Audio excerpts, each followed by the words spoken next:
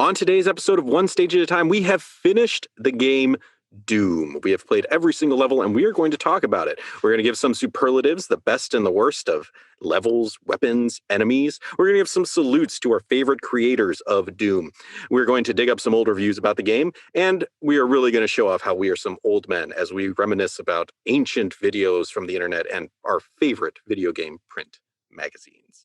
All this and more on the last episode about Doom on One Stage at a Time.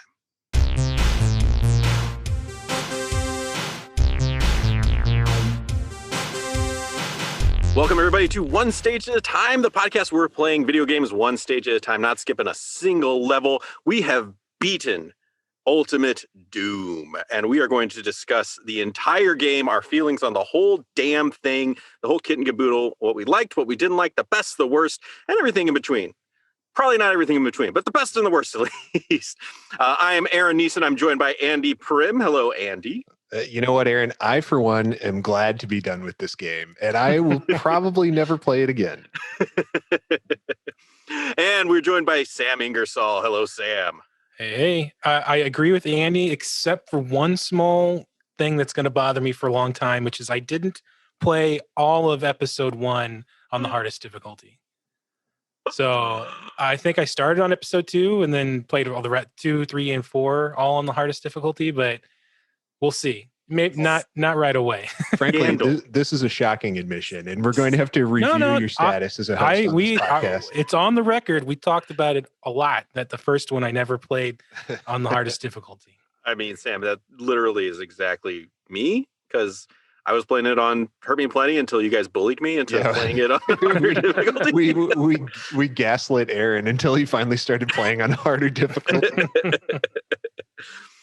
But I just like you guys, I'm excited to never, ever talk about this game ever again. So let's get into it, shall we? Let's talk about Doom. Let's do it, folks. I thought that we could do this in 3 parts for our final wrap-up episode. We could start with giving some superlatives, so some bests and worsts throughout Doom.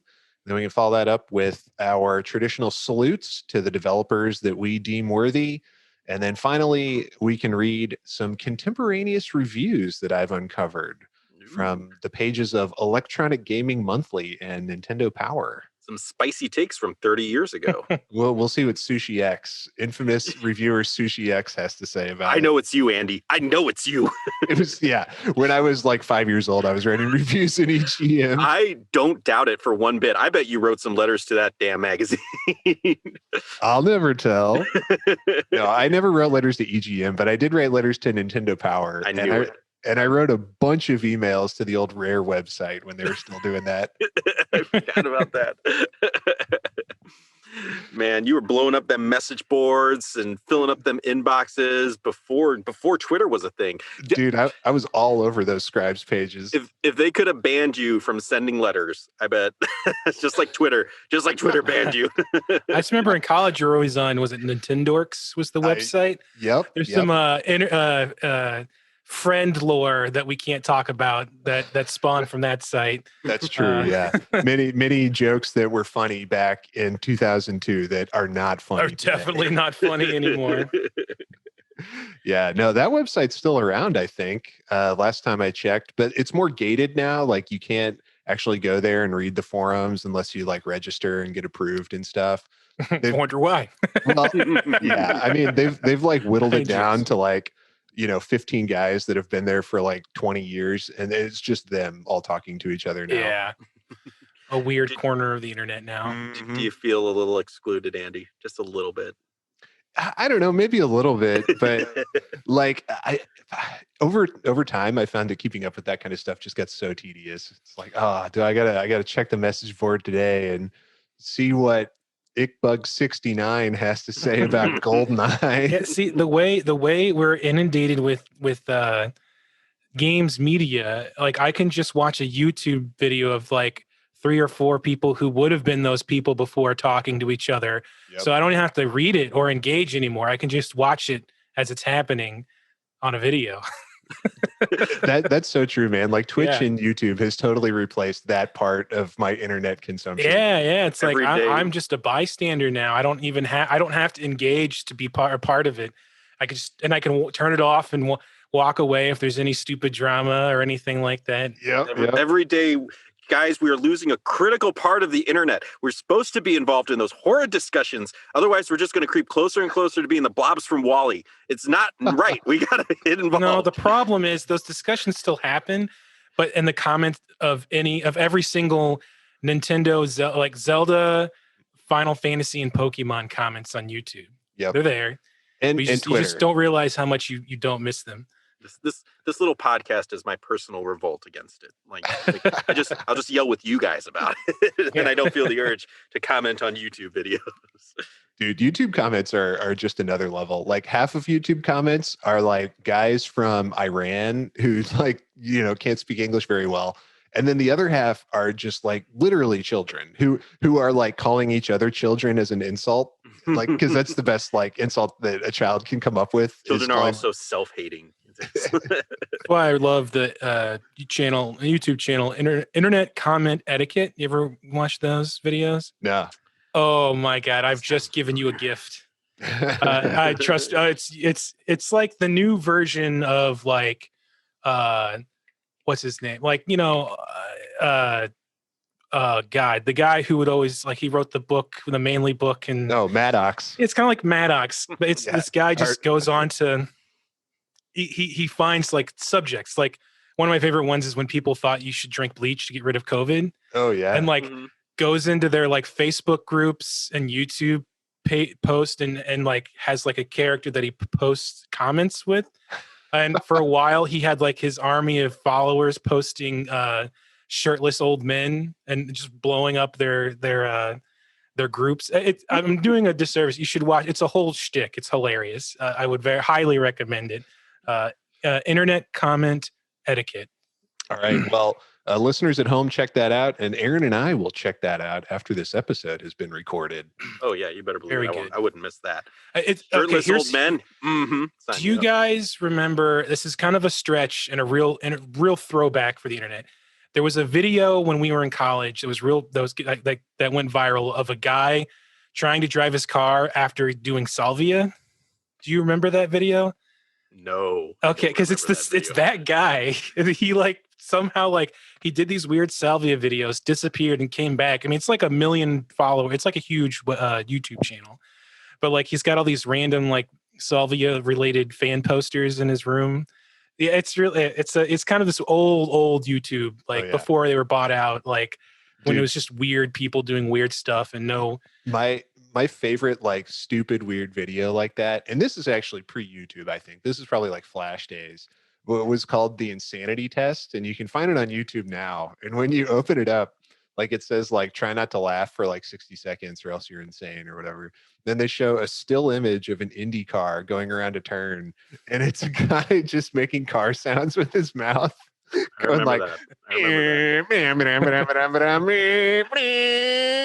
all right, boys. It is making me laugh. I'm going to shut this down. Yeah. We are so desperate to be done talking about Doom that we are reminiscing about the internet. Decades-old internet videos that nobody should go and find. No, I disagree. Definitely watch the Insanity Test. You will laugh. All right. Well, let's talk about Doom for a change. So I thought we could do some superlatives. So let's keep it simple. Let's do best level, worst level. Let's do, since this is one stage at a time, after all, we got to talk about our best and least favorite stages. Mm-hmm. Let's do best enemy, worst enemy. And then let's do best weapon, worst weapon. So starting with best stage, I'll begin. I was thinking about this. I actually replayed a few before we recorded today. And this is going to be a controversial choice, I think. But my best stage, I would say Mount Erebus from episode 3, The Inferno. I really like that one. And if you'll recall, Big Mac Davis, also a big fan of it. He said it's among his top favorites. But I really like how open that level is. It's the one where you're, up on top of I guess it's supposed to be in the caldera of a volcano. It's magma with all these little islands around it and all sorts of buildings. It's like you're in downtown hell, and you're stopping at Blockbuster. You're stopping at GameStop. Yeah. I just really dig that one. It was aesthetically and gameplay wise. It was the first rocket jump, right? That's right. Yeah, Yeah. it has the secret level where you got a rocket jump off the wall. Just a lot of cool stuff going on in Yeah, that. yeah. stage. Wasn't I really this- appreciate that level. I think it's really cool too. Was Mount Erebus? I don't think it was, but let me check real quick. It's not the one that where they make you think you're playing the same level again, is it? No, No. that is episodes 1 and 9. Okay. 1 is Hellkeep, I think, and 9 is Warrens. So and then Warrens is the one where you play the same stage and then it fakes you out. It's the one that Mount Erebus leads to if you find the secret exit. Correct. Okay, yeah. Yeah. Okay, that's where I was getting confused. It's a pretty good level. Yeah, yeah. I think that's a solid pick, man, for sure. All right. Well, Aaron, let's go to you next. What is your favorite stage in the original Doom? My favorite stage would probably have to be Phobos Anomaly Ah, okay. because that is the last level of episode 1, right? Yeah, I think so. with the Bruiser Brothers. Yeah.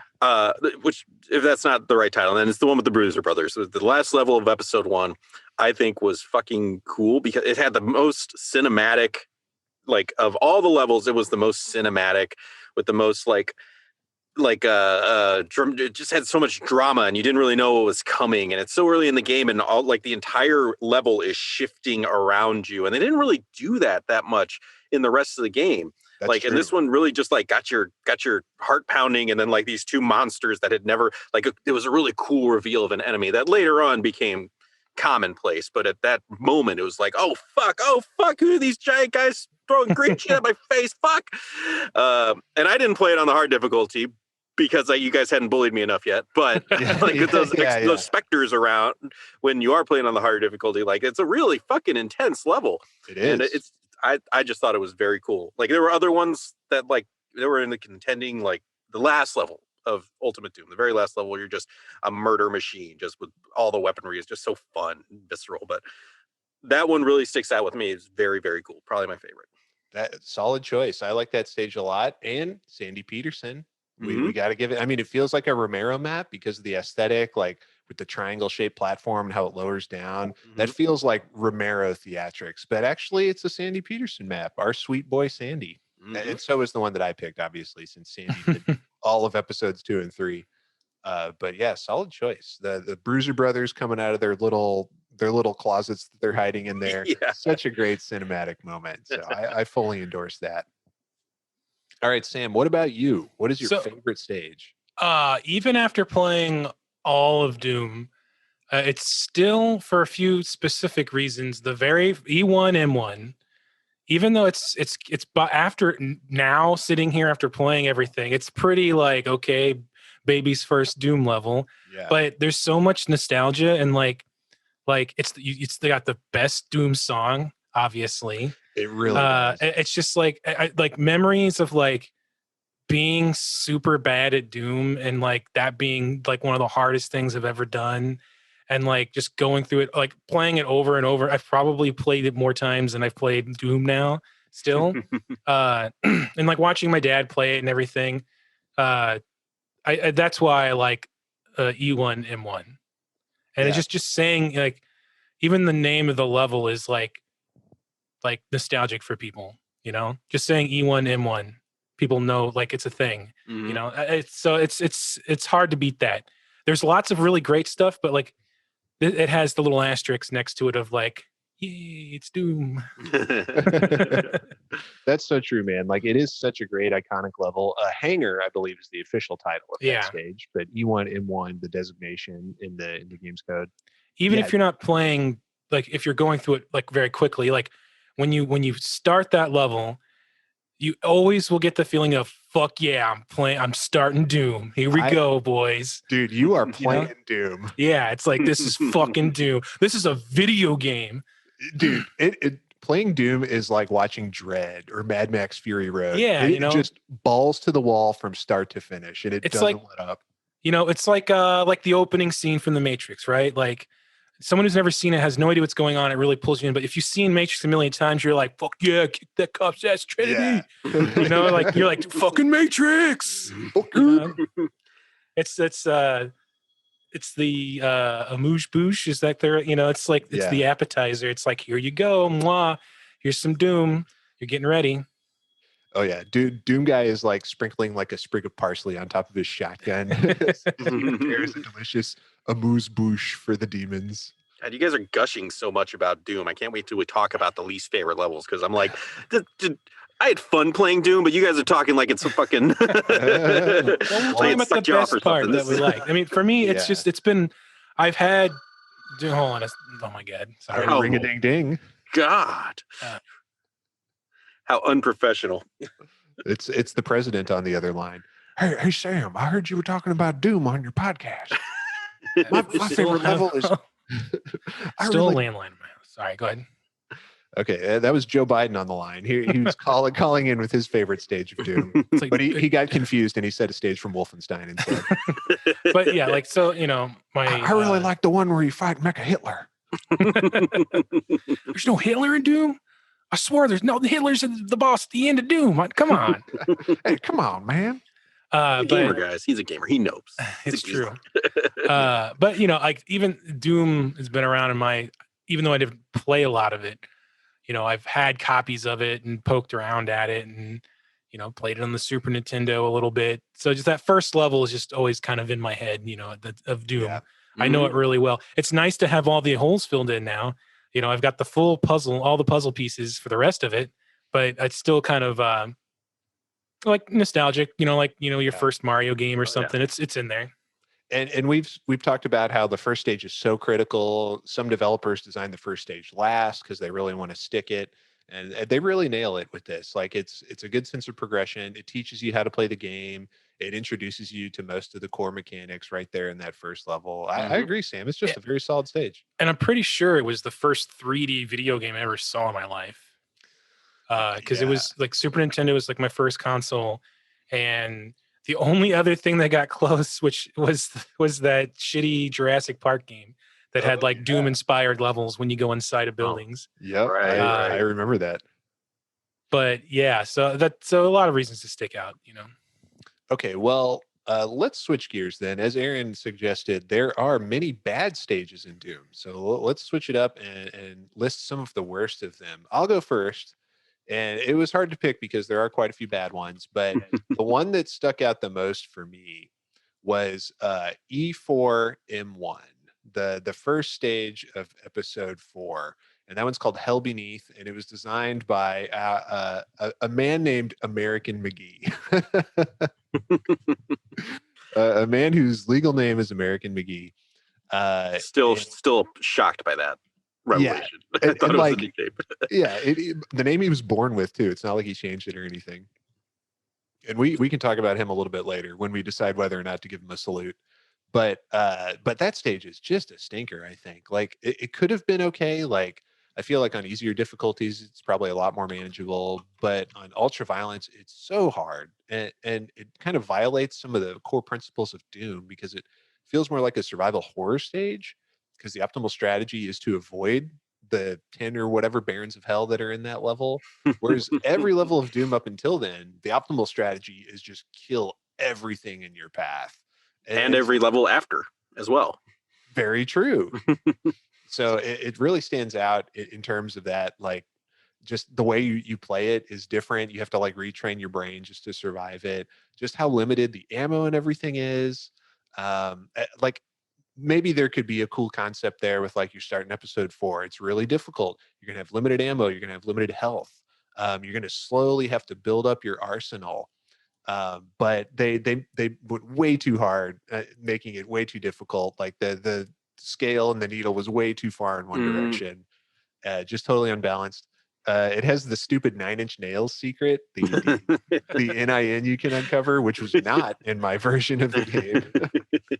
What do you mean it's stupid? It's critical to the game, to understanding the lore.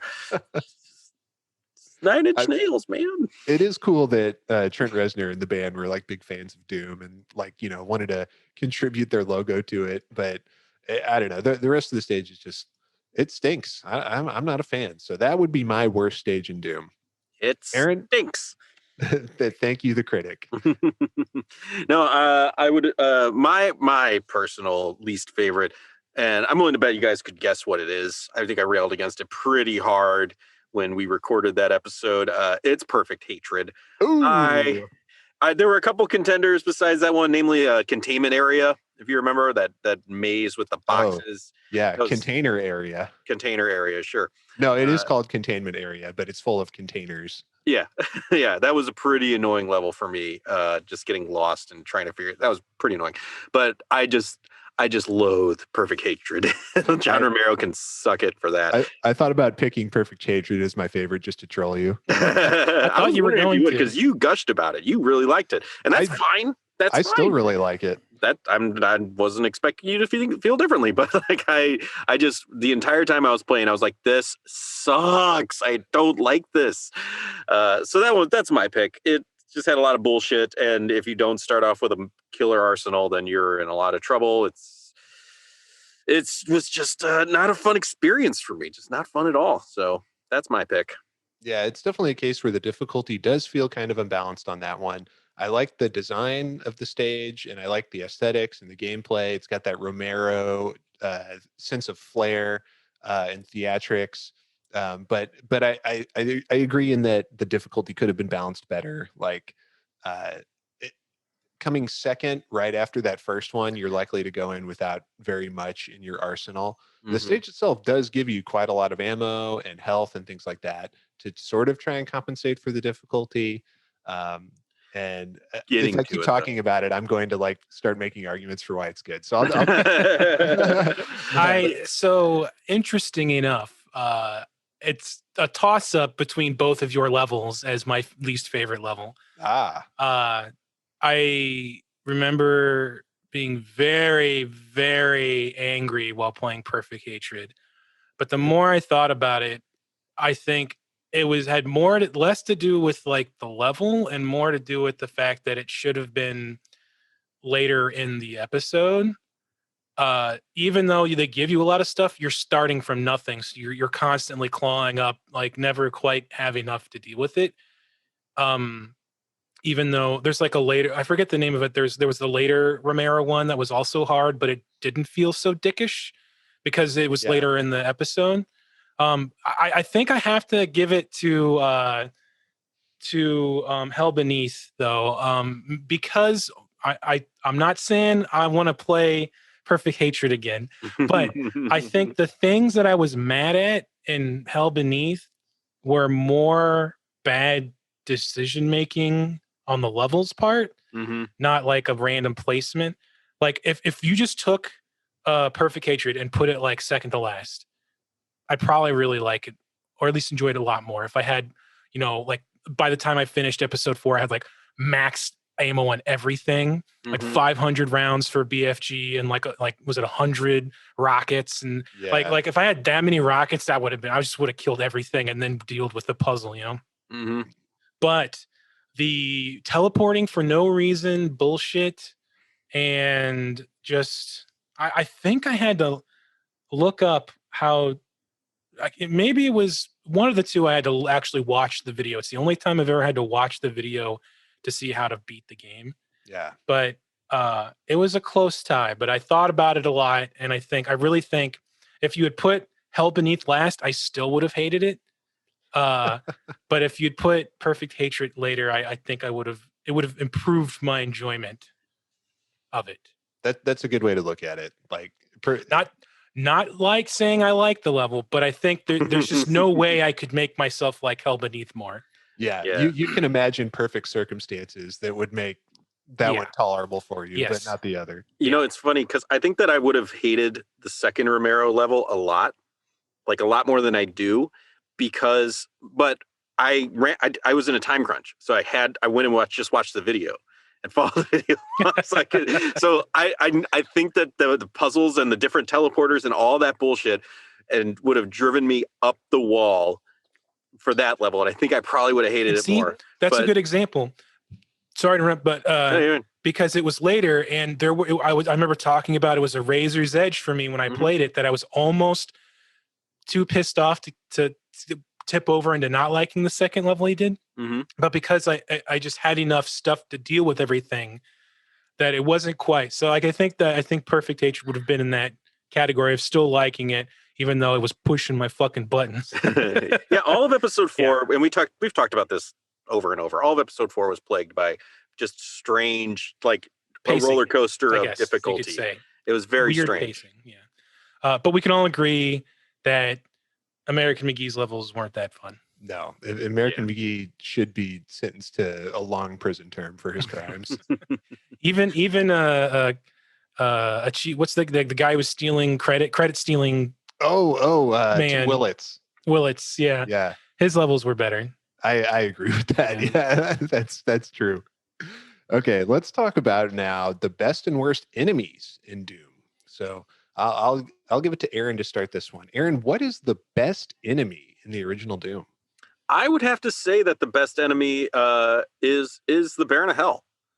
I'd have to say it's the Baron of Hell. He's intimidating enough, and he's vicious enough, and he's once you get enough weaponry, they don't become as much of a problem. But like, if you get a couple of them around you and you don't have the BFG or the right armaments to take it on, then they can be a real problem. And again, like they were the ones who were introduced in the right way. Like, they would just have new enemies for the first episode, just pop up. There they are. There's a new enemy to deal with. But these guys were like, rah, like a whole theatrical thing happened, operatic sort of situation. And they didn't disappoint in that first fight. And, they kept on being a pain in your ass the rest of the game. And I give it to the Baron of Hell, hands down. All right. The Baron is Aaron's favorite. Sam, what about you? What is your favorite enemy? I'll tell you my two favorite. That's not the question, Sam. The Caco Demon's first and second butthole. That just because the realization we had when we found out that the Caco Demon had not one, that they didn't animate in one butthole but two buttholes, was just like, there's no way you can beat that. Like that. Yeah, I know we're supposed to be picking like which one we enjoyed fighting and everything. Nah, the buttholes won because that was just such a like, no way. Oh my God. No, it's not just one. It's two fucking buttholes. That was too good. That's my number one enemy is the Caco Demon for its buttholes. That's completely understandable. You're allowed to choose purely by aesthetics and emotional response or attachment. The intimidation factor alone, man. Like, and that great tweet from Romero where someone asked him what those two holes were, and he said, "I can't talk about those two holes." I think that was Romero. Somebody on the team. All right. Well, what about you, Andy? I'm glad you asked. My favorite is the Baron of Hell. I'm gonna concur with Aaron on this one. Just a solid enemy. So much fun to fight. It's not just cannon fodder the way the imps or the troopers are. It's not annoying like certain other enemies are. I like the Caco Demon, but they can be kind of annoying to fight in the way that they float around. And like the Cyber Demon is just a smidge too difficult, and the Spider Mastermind is just kind of forgettable. But man, the Baron of Hell is just a good, solid enemy. I always enjoy fighting that guy, and it's always so satisfying to kill him and see him just like burst open like an overripe tomato. Yeah, the way he melts and that sound he makes is fucking good. So satisfying. That's some good sound design right there. Yeah. And he is the Abobo of this game, where like the first time you fight him, he's really intimidating. But by the end of the game, it's just like, oh, you again? Let's go. By the end, he's just an imp that takes more bullets. Yep. Yeah. All right, Aaron, what is your least favorite enemy in Doom? Oh man, my least favorite enemy, it's got to be the shotgun guys, right?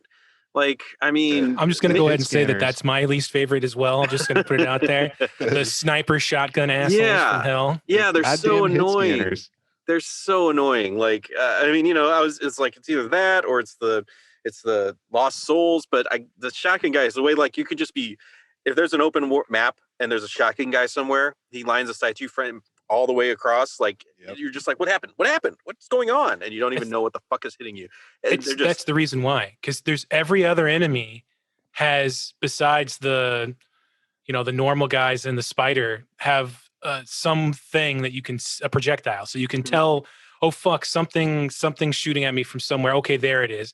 With some of those, it's not even if they're like on the same level, but if they're higher up where you can't quite see them, but they just, lock onto you. It's like so many levels where they were higher up, but I just couldn't see them, that they took so much health off of me. Yeah, it's the game using your own greatest advantage against you. Your shotgun and your pistol have that hit scan ability or property. And when they throw that right back in your face, it's a bitch. Those guys are pretty tough to deal with. But I'm going to go with the Lost Soul for my least favorite enemy. The hit scanners are annoying to deal with, but not for me as annoying as the Lost Soul. I just fucking hate those guys. The way they scream and charge at you, the way they can kind of surround you and just do lots of contact damage. I fucking hate those guys. The game would be better without them. If we didn't have the chain gun is, I saved I never used my ammo for anything but large packs of Lost Souls for the chain gun, because it was the only gun that would keep them locked in place, because it like stuns the shit out of everything. But yeah, if I didn't have the chain gun, I probably would change it to that. But yeah. Fuck those guys. Yeah. Fuck the Lost Souls. Fuck the hit scanners. All right. Well, let's transition and talk about weapons now. Our third superlative. Well, let's discuss the best and worst weapons in the original Doom. So Sam, we'll start with you this time. What is the best weapon, or at least your favorite weapon, in the original Doom? Shotgun all the way. I pretty much until, gosh, I don't know, near the end. My default is always the shotgun until like there's too many things, I guess. I don't know. It was my go-to gun pretty much the entire time. Yeah, like 100%.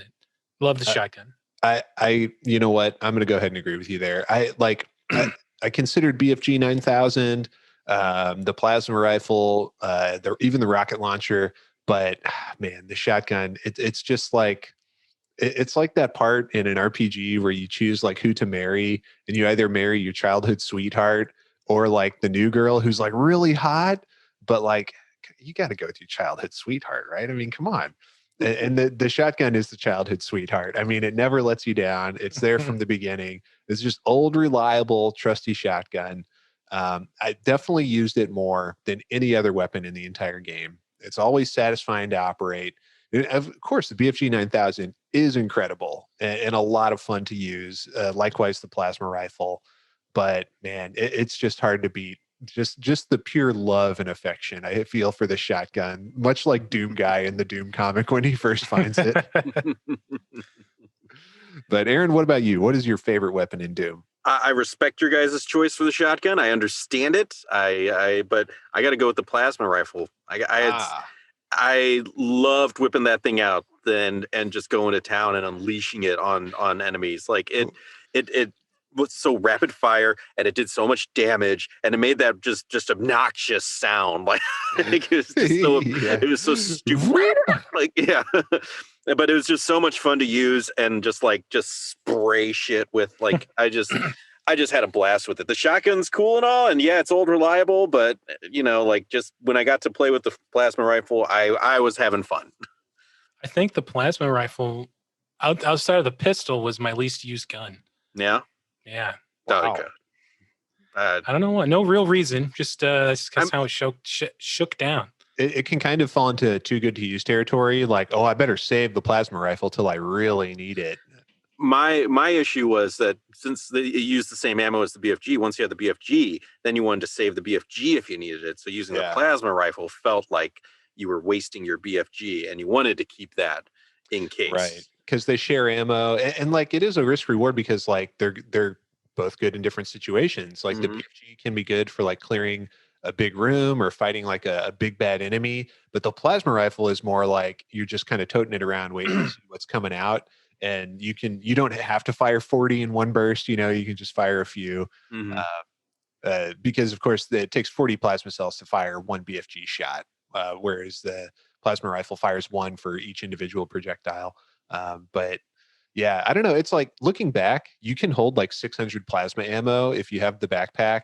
So there's really no reason not to just fire away with it, like whenever you feel like it. But I, like Sam, I would always kind of hoard it. Like, ooh, what if I really need it? Sometimes the ammo for it was scarce. Sometimes it was hard to come by. I didn't like it because I liked the shotgun so much and how accurate it was. And it was very like bang, bing, boom. Like I was landing all my shots, that I didn't like the gameplay of like spray and pray, and like the just shoot as many as I can down there. It didn't like I liked how accurate and kind of like methodical, I guess you could say, that the shotgun was, and like surgical even. yeah, and the plasma rifle not bad, but it just like was the opposite of that. I felt for me because every individual bullet was really a rocket. Like it was like the way it worked was similar to shooting a rocket. Yeah, it has a little bit of tracking, doesn't it? Yeah. Yeah, it definitely you definitely have to. Yeah, it's not like a hit scan; it's a projectile. So I just didn't. It was cool. Like it felt good. I liked using it, the sounds, and it looked cool. But it was usually like, "Fuck, I don't have rockets. I'll use this," and in that same kind of mindset for me. I think because of the way that it traveled, it kind of became like a backup weapon. And then the game just starts giving you more and more rockets, so that kind of took over that slot for me. I understand it. I just, it was my favorite. It was so fun. Like, he's firing and it gets so hot. He has to cool it down for a second. It's too hot. It's got to blow on it. Yeah, exactly. Ooh, too hot. It's too hot on my fingies. All right. Well, let's change to the least favorite, the worst weapon in Doom. And I'm going to say excluding the pistol. Okay. Because the basic sidearm pistol, that's too easy. Yeah. Besides the pistol, what is the worst weapon in Doom? And Sam, we'll start with you. For me, it's an easy pick. Maybe controversial, but it was the Berserker box. I'm counting it as a weapon just because you put the spiked knuckles on and stuff. Yeah. I always took way more damage than I dished out whenever I used it. For whatever reason, like only a couple of times did I find it useful. And most of the time I already had a chainsaw, which was 10 billion times more useful, even if it didn't do like one hit kills. So most of the time when I pick it up, I would just not use it. I would have like a red screen for a little while, and that was about it. So that was my least favorite. Like I get why it's there, but it just didn't work out for me. Yeah. I get that. And I thought about picking, the basic mitts with the Berserker pack as my least favorite.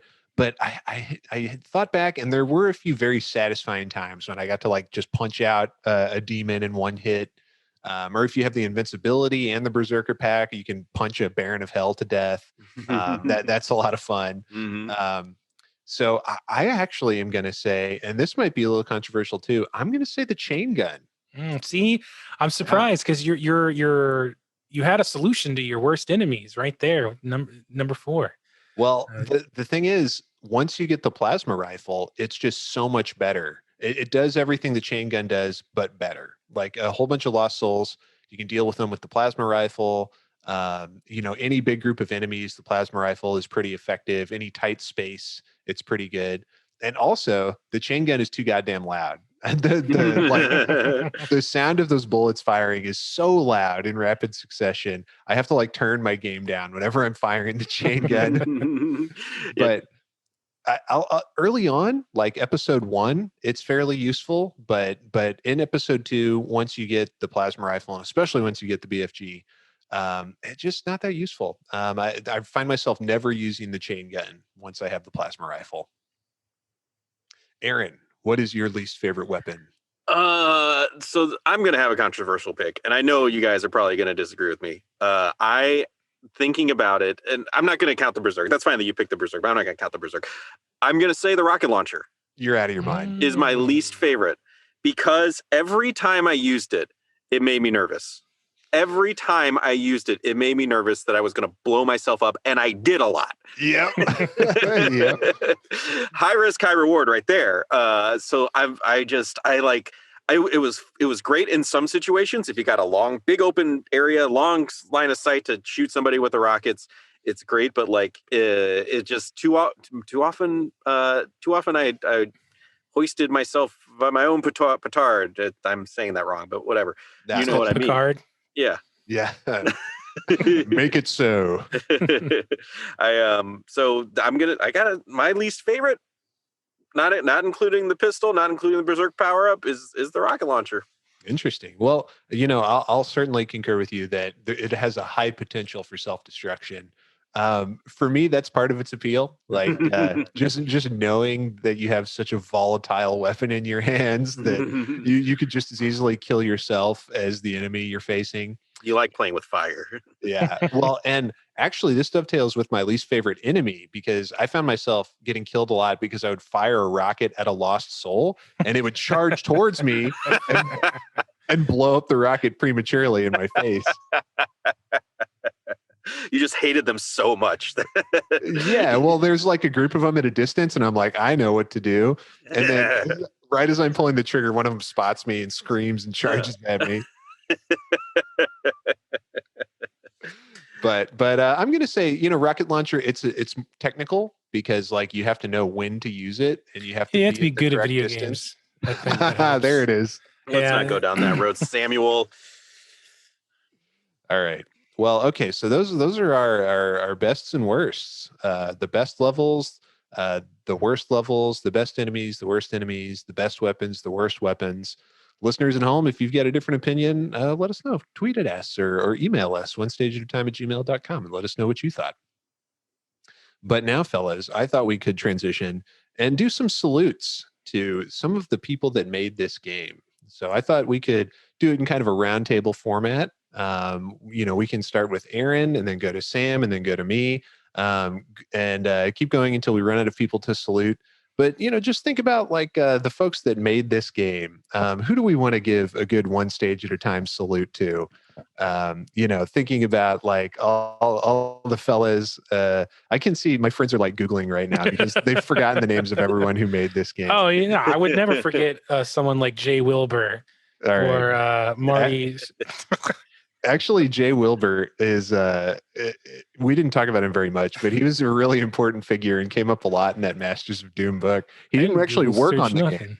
Jay Wilbur was the office manager, I think, or maybe he was even the president of the company, but he was kind of like overseeing all of their bullshit and like making sure the children, didn't get too crazy. He was like the dad of the office, and really responsible for a lot. Like he made sure that like pizzas arrived on time and there was always Diet Coke in the fridge and things like that. But he left around the same time everybody was kind of clearing out.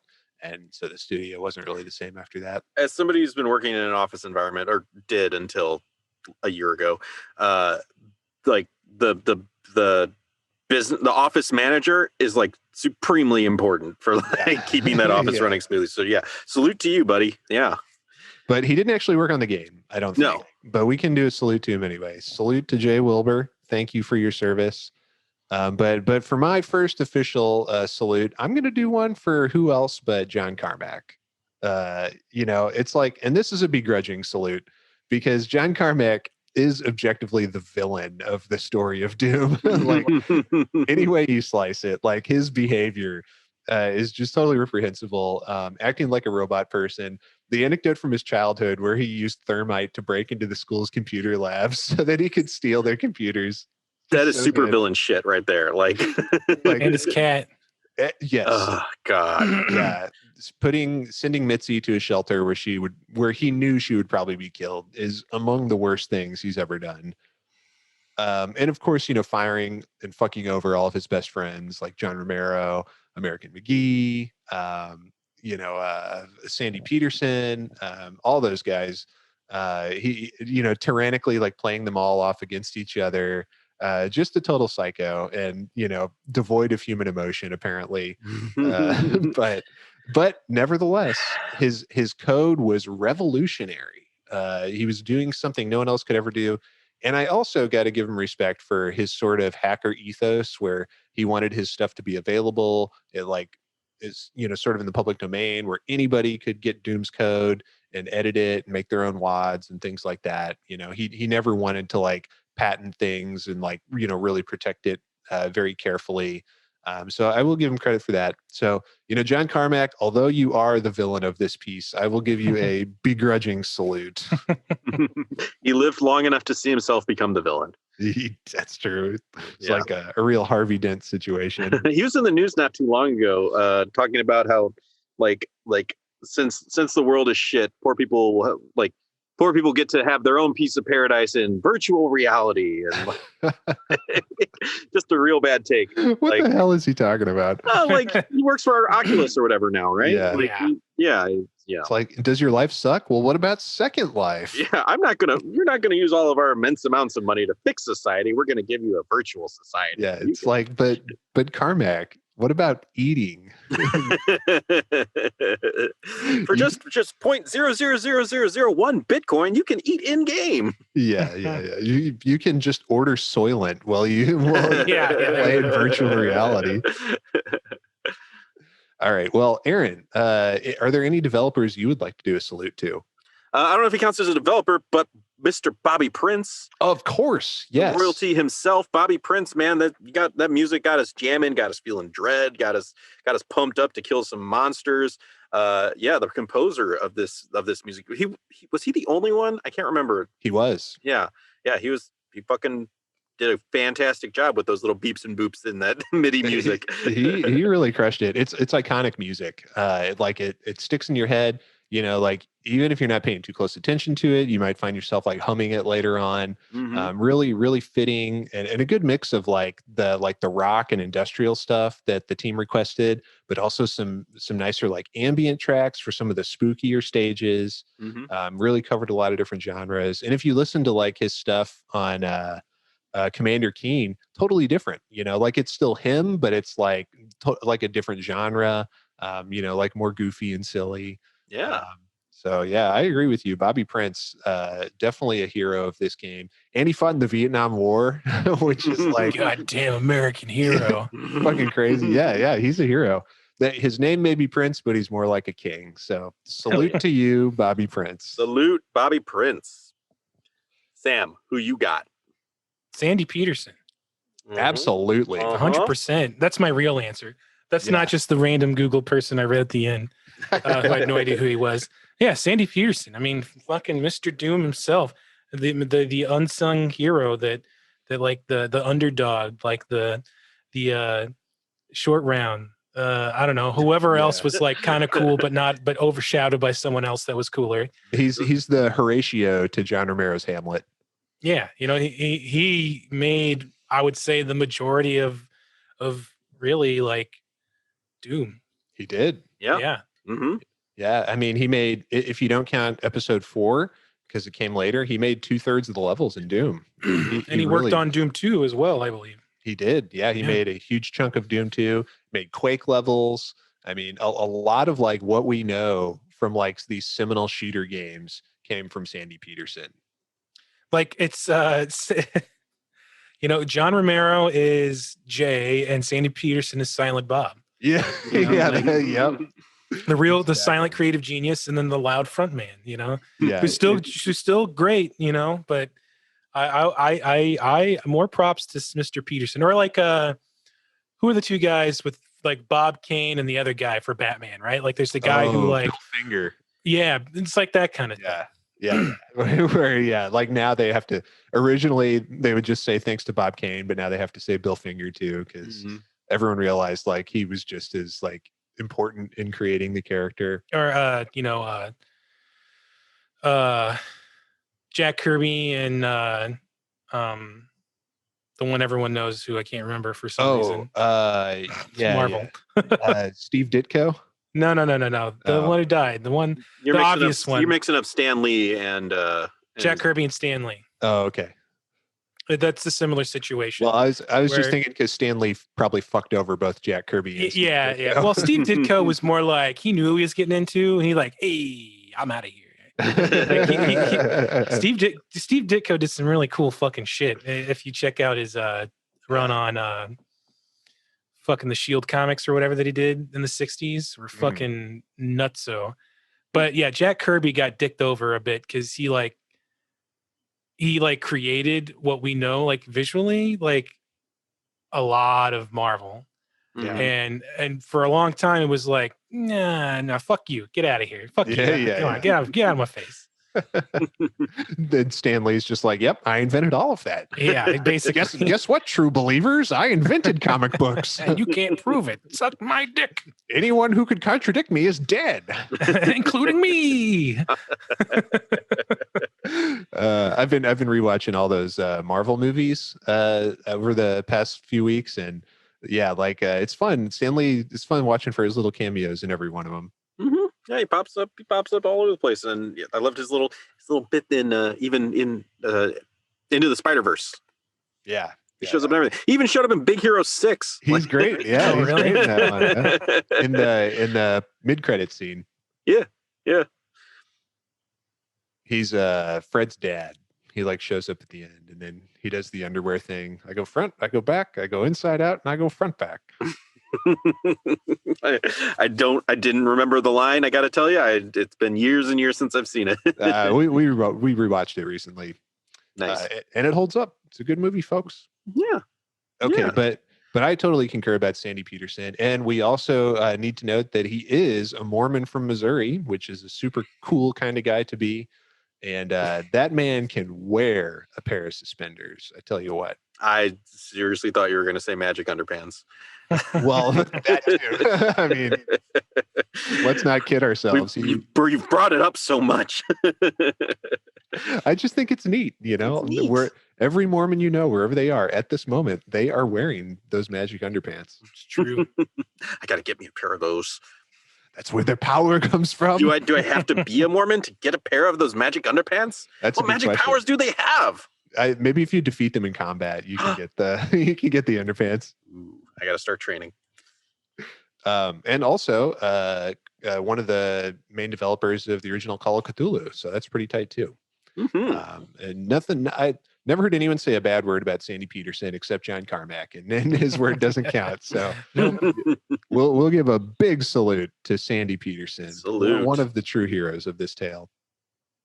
Okay, well, I think it's my turn again, and I think, of course, we got to do a salute to John Romero.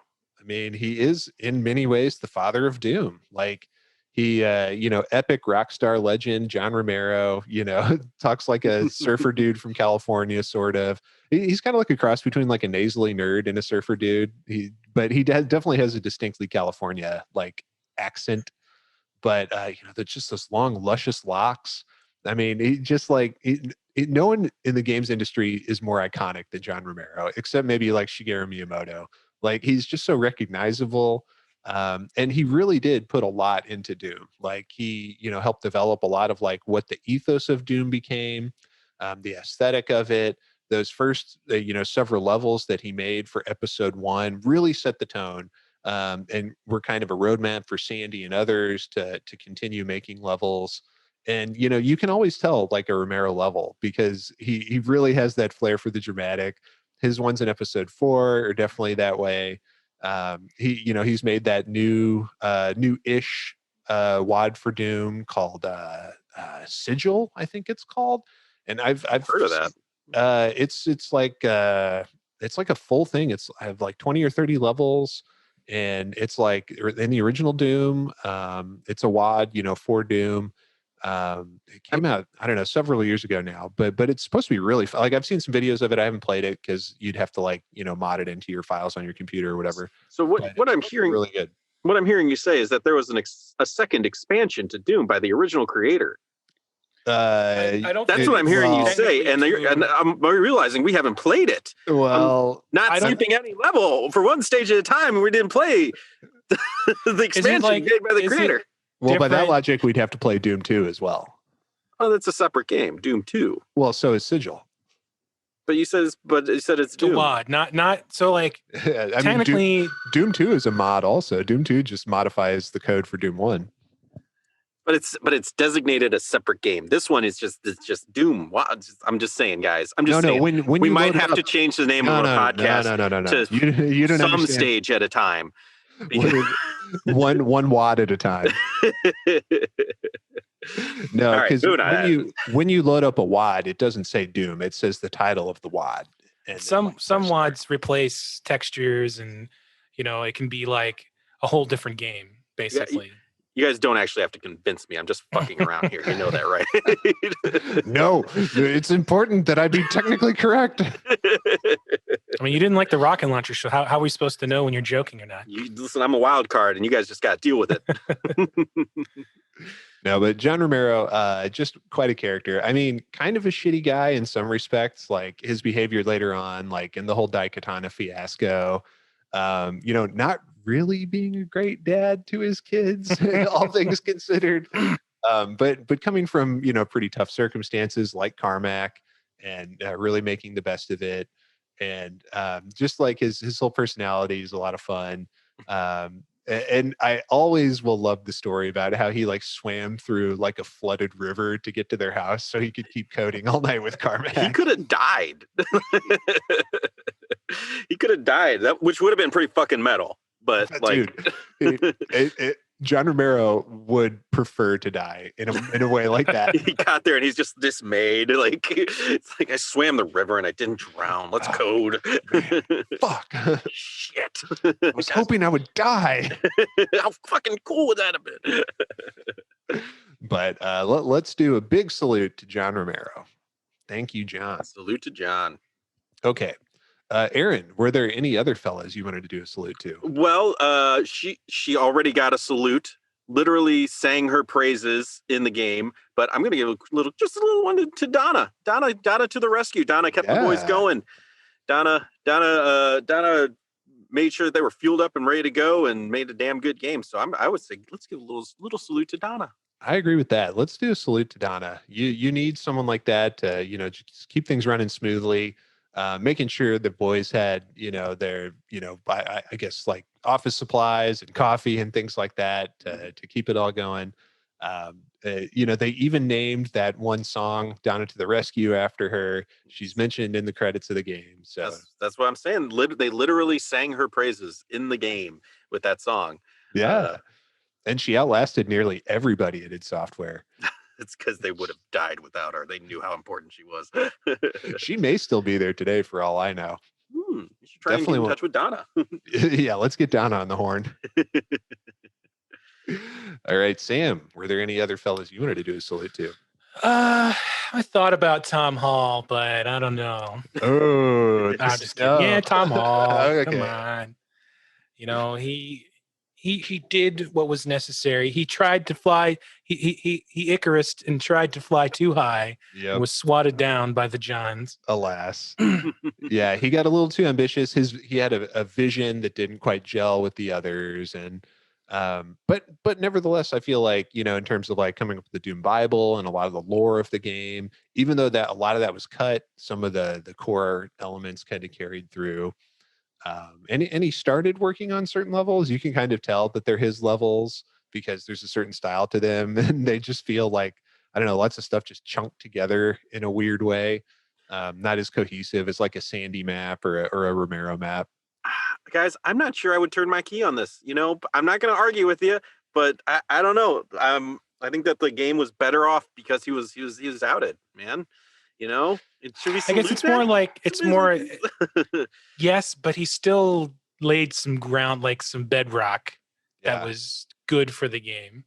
But yeah, I mean, it's we're not going to go back in time and change anything. Doom's fine how it is. This is kind of a pity salute, just because we know how badly he got fucked over by the others. Yeah. All right. What the hell? I'll do a salute to Tom. Pity salute for you. All right. I think we're almost running out here, but of course we should do a salute to Adrian Carmack, the artist of Doom, and to a lesser degree, Kevin Cloud, the assistant artist. But yeah, some of the just most metal, fucked up, and gory designs ever seen in a video game. Very influential. I mean, it started a lot of this satanic panic controversy. Mothers clamoring for Doom to be banned because their poor kids are going to worship Satan if they play it. And I think a lot of that is down to Adrian and just awesome visceral designs he came up with. He really kicked off cancel culture. It's all his fault. Like, and now it's out of control. Yeah, now look what you've created. Now they're trying to cancel the royal family. Where's it stop? All because of him. All because of Adrian Carmack. Oprah's got Meghan Markle and Harry, and she's like, so tell me, which members of the royal family told you weren't allowed to play Doom? Harry's like, I can't answer that. It's too sensitive. I'll just say that when that conversation happened, it really offended me. I couldn't believe it was happening. And I will never, never stop playing Doom. Mark my words, never.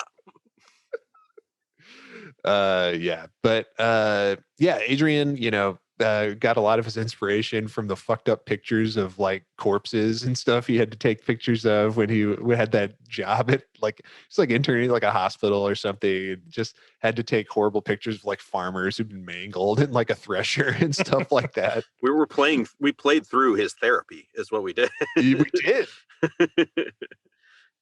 Because he had to do all those Commander Keen art things before that, just of like balloons and cotton candy and cookies. Don't worry, he got his revenge on Commander Keen in the next game. Oh, did he ever? with that secret level where you have to kill 4 of them that are hanging by their necks. Fucked up, but right on. Right on, brother. So we'll do a big salute to Adrian Carmack and a slightly smaller salute to Kevin Cloud, his assistant buddy. Yeah, here's to Commander Keen too. Yeah, Commander Keen. Why not? Why not? I mean, Commander Keen walked so that Doom could run. That's right. All right. Honestly, I don't know if I can think of anyone else that I want to do a salute to here. I'll tell you who I'm not going to do a salute to.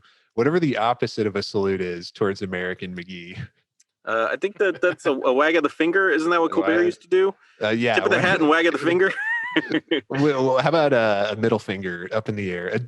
A double deuce to American McGee. The double finger salute for you, American. We give him a Mallrats pretzel. Oh, shit. Oh, there you go. And some of the other also rans like Tim Willett, Sean Green, folks like that. It's like I'm not willing to give them either a salute or a double deuce. They were just kind of there. Yeah, they're fine. They're fine. They were very whelming. Yeah. I will do a salute to Dr. Sleep, the guy that died. Rest in peace, Dr. Sleep. R.I.P. Dr. Sleep. All right. Well, okay. So I think those are our salutes, all the salutes that need saluting. Thank you guys for your service on Doom. You made a good one. Mm-hmm. Mm-hmm. And now as we get towards the end of this episode and are closing the book on this chapter of One Stage at a Time, I thought we could look at some reviews of Doom from the actual era when this game came out. And so I looked for reviews of Doom in computer gaming magazines. And they definitely happened, but I can't find the scans of the magazines online. They're just, no one's bothered to scan them yet, I guess. But in magazines like Computer Gaming World or things like that, surely that there were reviews of Doom. And I found the covers of the issues where probably that would have been, but I just couldn't find the text of it, unfortunately. But I did find some reviews from Electronic Gaming Monthly, issue 66 from January 95, which reviewed the Jaguar version of this game, and Nintendo Power issue 76 from September 95, which reviewed the SNES version of that game. So I'll do a little sharesies with you guys so we can take a look at that. If Aaron will once I allow you to, once I grant you permission, you may proceed. Permiso. All right. So here we go. And Sam, you're going to love this because the opposite page here is an ad for Lunar. one of your favorite games. You're on mute there, Sam. I say that the Saturn version, or is it the PlayStation version? I bet it's the Saturn version. Yeah, I believe this is the Saturn version. Yeah, you can tell. God, such a nerd I am. You can tell that it's the Saturn version because it's got the black and red, the darker colors in the background. All the stuff for the PlayStation was like blue and bright and more sunshiny. Yeah. I really like that game. It's a stone cold banger. That game's great. Okay, so this is Doom for the Jaguar. We've got they do it with like 4 reviewers, and they don't say the names of who's writing what. So I'm not sure if Sushi X is involved here or not. Folks, for those of you who don't know, Sushi X was the pseudonym of a guy who wrote reviews for EGM back in the day, claimed to be like a ninja from Japan. This was 1994, so this is like prime time to be obsessed with ninjas and Japanese culture. But so we've got a 6, a 7, a 7, and a 7 from the reviewers here for the Jaguar version of Doom. I've heard a lot of the early console ports were a bit rough. That would seem to be the case here. It only has 24 levels compared to the, 28 or 27 in the original, not counting episode 4 because there's 9 per episode. So some of the levels have been cut. Although they added others in, there's certain levels that are exclusive to this and other versions. This version was apparently the basis for later ports to like the Sega Saturn and the PlayStation. But yeah, they switch it around. Some levels are changed, some are totally erased, and there's some new ones that are put in that weren't in the original. Which we're not going to talk about on this show at all. But there are apocryphal other levels of Doom which we did not play for this series. One of the interesting things is they say that the music was removed for this version. And one of these jagoffs says, let's see, most notably, some of the levels have been axed. Also, the music is missing, although it was never anything exciting anyway. Damn. Yikes. What a fucking dumbass. Yeah, I don't know how you can possibly believe that Bobby Prince's music is anything less than immaculate, but apparently this guy did. So yeah, apparently, I mean, they say that the visuals are okay. That as far as games for the Jaguar, it looks good, although they acknowledge that it doesn't look as good as the PC version. Um, but one of them says there's no save game feature, which is really strange. I don't know. Like, I feel like Doom as a PC game is meant to be experienced with save states. Like being able to save anywhere is like a part of like the crucial Doom experience. Mhm. If you can't save your game, I feel like that kind of probably detracts a lot from your enjoyment of it, at least on the harder difficulties. Yeah. I've been miserable, absolutely miserable without the ability to save. Yeah. If you're interested, I did find a review from Computer Gaming World from 1994. Let's hear it. March 1994. I'll just read like the last little summary that they gave here, because again, I did just find it, so I didn't like. I love that you were able to good find bits. it in like 2 minutes when like I was like trying for like an hour earlier and you're just like beep boop beep. Oh, here it is. Well, the last paragraph here, headered, locked, cocked, and ready to rock. There you Doom is a go. virtuoso performance, stunning graphics, pulse-pounding sound, intense gameplay, and multiplayer mayhem combined to form what is probably the best action game to date. Those squeamish about intense violence, dark undertones, and mangled joysticks should probably look for more pedestrian fare. However, hot-blooded players looking to have the time of their gaming lives are simply going to love Doom. Damn. There it is. They really said it. They really said it, and Well, it's hard to argue. Yeah, thank you, Aaron, for digging that up. Did they give it a number rating? I did that not you see a could number rating, no. Okay. I think around this time, a lot of magazines didn't necessarily do that. Nintendo Power, I don't think, did that around this time. But EGM did, sort of. I mean, each guy gave it one, but they didn't like average it together the way they would today.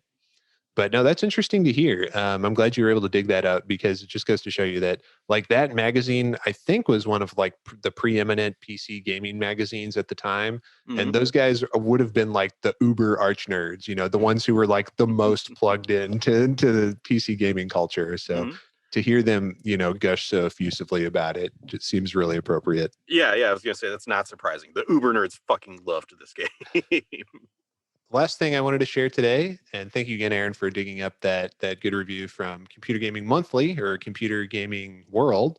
Doom for the SNES from the pages of Nintendo Power.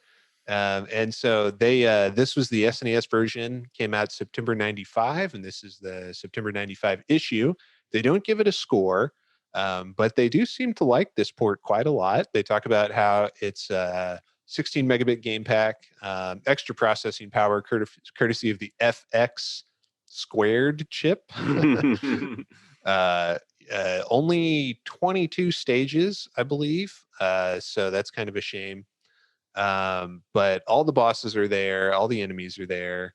And Sam, I know you played or you watched your dad play this version a lot as a kid. But they say that they claim at least that it is the best Doom for a video game system currently available. So they're taking some shots at the Jaguar and other ports that were out at the time. Yeah. They also mentioned that it's got the mature rating from the IDSA, which I think was the predecessor to the ESRB.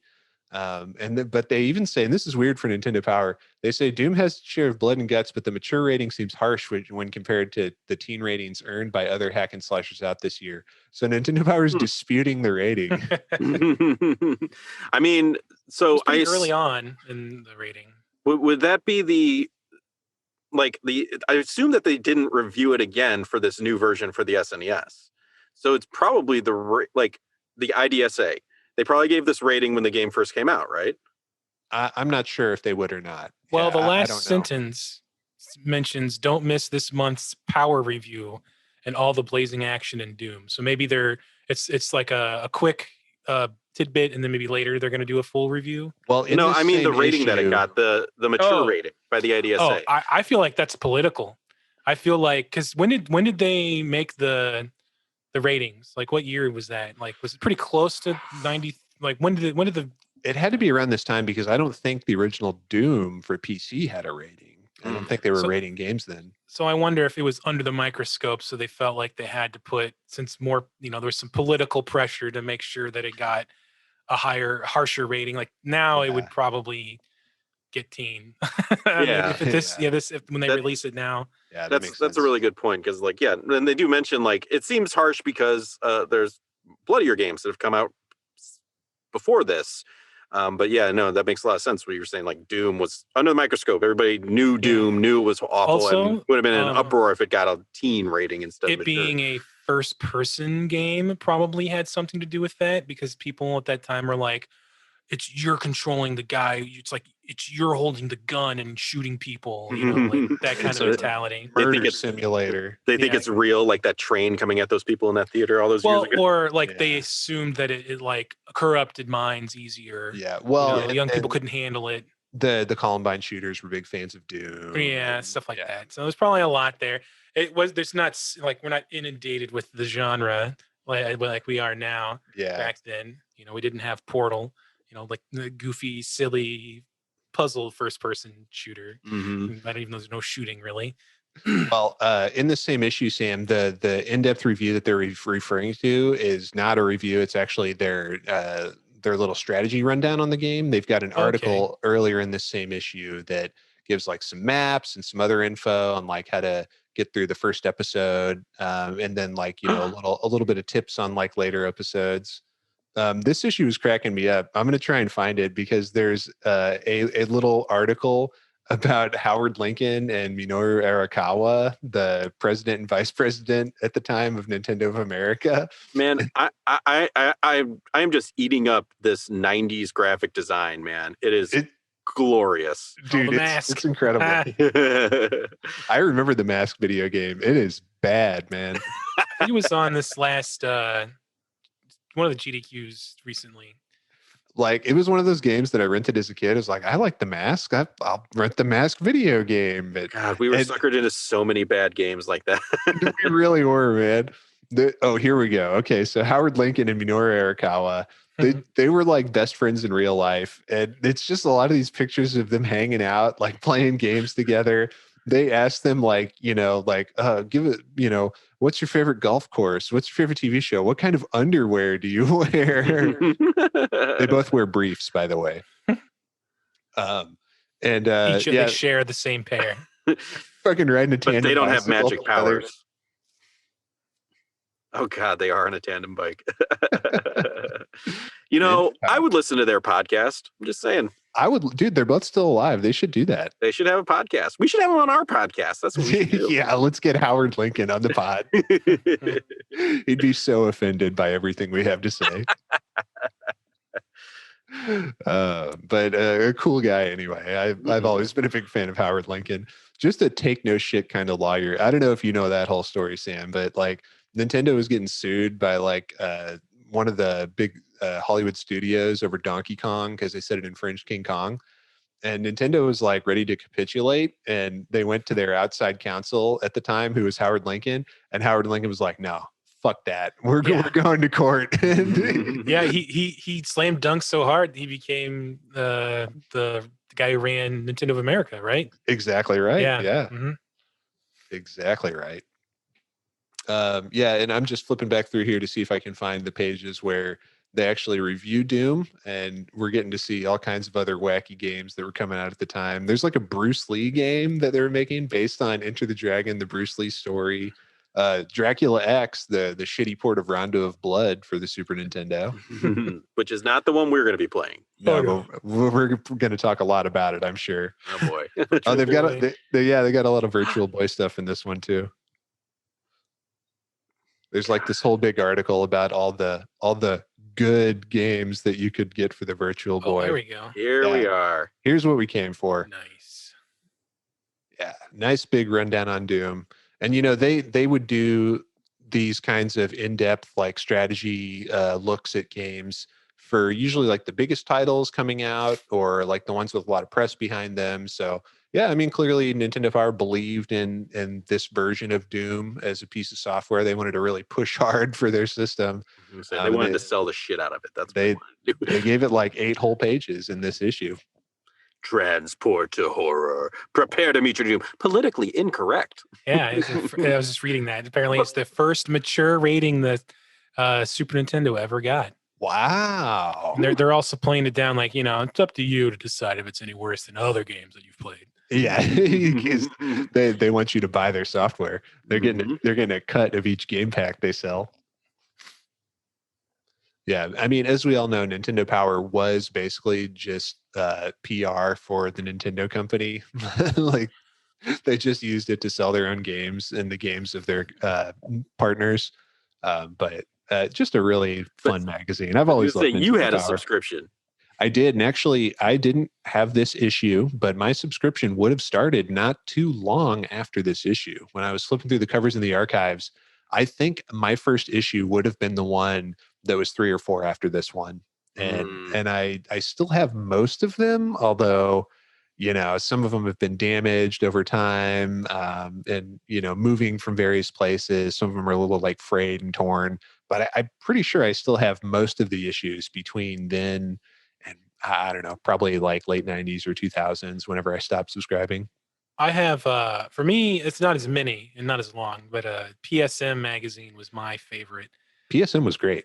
Had all the not very, probably wouldn't work out too much anymore, swimsuit editions. Yeah. Where all like the famous comic book artists would draw like all the chicks in bikinis. Lara Croft. But I mean, I was so into that. I knew like the different writers and like which ones had certain styles, and like I was really I liked it enough that I never got the official PlayStation magazine that had the demo disc, just because I preferred that magazine. You just like the style of the writing and stuff better. It was all great. I don't know. There's something about it. I spent many, many, many hours on the toilet reading those magazines. Yep. I'm really not for just shitting. That's all. Yeah. I'm nostalgic for those old print magazines like that. There's just something really fun about flipping through them, looking at all the glossy illustrations, reading the stupid letters that people would write in, all like the strategy corners. You felt like you were getting secret knowledge with like all the cheat codes and tips. Well, it's a great curated experience. Now we get all the. There's just too much shit that you can find that's just awful. Yep. Like, and it's not just that, but it's like you're getting like fucking people's goddamn opinions on things that aren't video games. Because they have to. There's too much. It's too much. They have to outshine the others. But I mean, back in the day, it was PSN. And GameSpot was my website that I started going to. Yeah. Yep. I remember watching videos of previews for Final Fantasy X at like 2, like the bit rate was 2. Like it looked like a chessboard, and it sounded like it was underwater. It was so fucked up that I thought Kamari was a guy in a suit of armor. I didn't realize that Kamari was like a beast man. He's a big blue beast guy. Yeah. I remember the first thing I remember reading the preview for Final Fantasy IX on their website back in the day. And that was another one where like I would watch all their reviews, and like certain reviewers, like their voices are like imprinted in my brain forever. Like one of the guys from back then started Giant Bomb, like the website. Yeah. Like the fat guy did. And there's another, I don't know what the other guy did, but it was just, some real nostalgia for old video game stuff. Definitely. This is a very nostalgic episode, you guys. Yeah, Well, we're we're showing wrapping up, we're a little long in the tooth these days. we're elderly. We're just piles of dust talking about video games. About print magazines for video games from 1994. To give you an idea of how fucking lame we are, I saw an article in Business Insider from last week explaining what an Ethernet cable was for. Ouch. Like, you can plug an Ethernet cable into your computer to get a more reliable internet connection. Oof. Don't unplug the Ethernet cable when you're using your computer because it will stop your internet. It was like the most basic shit. And I was getting all pissed off. It's like, you know what? There are probably a group of people who have never used wired internet. Like, they've always had Wi-Fi or just cell phone data. Dude, can you imagine explaining an RF adapter to kids today? Like, there was this little dongle that came out of your TV and you would screw something onto it. Yeah, it took over. It was like the antenna port on the back of your TV. Yeah. For your analog TV signal. You would literally have to get your toolbox and get a screwdriver out and screw it in. And if it didn't work, you had to make sure that it was switched to channel 3. Yeah. Or you could set it to 4. And you could piggyback like 5 RF adapters on top of each other, and the signal would get, progressively worse with each one. And I remember liking that because it was easy back then. Yeah, I would do that all the time. Thinking about it now, it's like the worst fucking shit quality. Did all of your stuff have like the little metal, like little things that would screw down nicely? Or did you guys have exposed wires that you screwed down? Because we had exposed wires on a couple of ours that we screwed down. No. I actually had one that I am not nostalgic for that at all. Fuck that noise. No, that sounds dangerous. No, it's fine. It's the same. It's all just metal. Like, but the one I had, Aaron and his brothers are like hot wiring a car when they're trying to hook up their we may have had a car battery there. Don't worry about it. And like someone walks by and they all scatter from the TV. Yeah. The alarm goes off, the lights flicker. It had like a tighter metal thing where you could just snap it on. You didn't have to screw it in. Okay. It was like a kind of like a longer and like a pointy out part. We just go and put it on the back. Yeah, you had that fancy shit. You had to screw and tighten mine down, but it was like one like metal piece that you just it had the one little wire that stuck out that would always get bent, and you have to reach in there and flick it back up every time. Some of our stuff had the little metal things, the little metal flat, solid metal pieces. Some of them you just had your wires and you had to screw those down, man. You made it work to play your games, to play Sonic 2. And we liked it. No. Even then, we were like, "This is bullshit." If you like turned your VCR on accident, and like my rich friend lines would go through the game. My rich friend had one of those things where you could like everything was just channel 3, and you just press the little button in, and it selected the different systems. Like, fancy. Yeah, I know. I was like, I had a pair of composite or component. I can never remember which one's which. Monster cables for my PS2 when I worked at Game Exchange that I never used until recently. I actually plugged them in. I have a flat screen tube TV that I sometimes plug my old consoles into because it looks nicer on the scan lines. Sure. But they're like gold plated, like nitrogen infused, like the fucking things weigh like 10 times heavier than normal ones. I like won them at a contest like back when I was still in high school. And I finally used them like last year, and they looked fine. They look about the same. Yeah. It's all the same. It's just It's like, well, if you have the choice, you may as well use those ones. Yeah. All right. Well, folks, we may as well wrap this one up. Yeah. We did it. We're done with Doom, and there may or may not be a movie episode. Aaron's still trying to twist our arms into doing an episode on Doom Annihilation. It's happening. I'm not editing another episode until we review that piece of shit. Well, you've heard it, everyone. This is the final episode of One Stage at a Time. I will review it by myself. I will continue. Well, anyway, tune in next week, folks, where we'll do something. But before we go today, Sam, do you have any words of wisdom for our listeners? Play Doom, but maybe play episode 4. Yeah. Play episode 4 if you want to, like if you really are curious, but not mandatory. Yes. Doom is a great game. I'm glad we played it. I'm done talking about it. I'm glad we played it. Everybody who's a fan of retro gaming, fan of first-person shooters, should absolutely play it, 100% play this game. Yes, agreed. And Aaron, what do you want to say to the fine folks at home today? I want to say thank you, everybody, for listening. We appreciate your listens. Please like, share, and subscribe. It really helps us out, and we love you for it. Please go to onestageatatime.com for more of our episodes and follow our socials. There's links to there.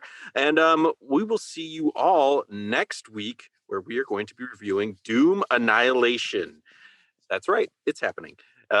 Thank you, Andy and Sam. Andy, our stalwart leader.